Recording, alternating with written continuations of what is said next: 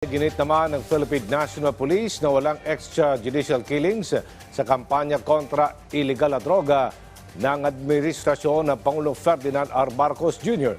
Inisagot ng PNP sa inilabas na datos ng Project Dahas PH ng UP Diliman Third World Study Center na sa 28 drug-related killings ngayong taon.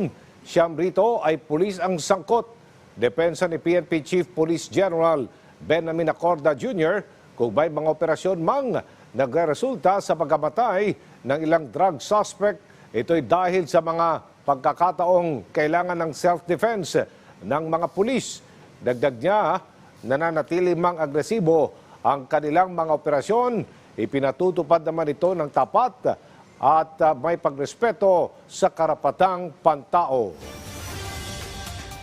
We don't condone extrajudicial killing, and these allegations of Dahas, we welcome them if they have some facts or circumstances and witnesses that will say otherwise to the what was reported to our units on the ground.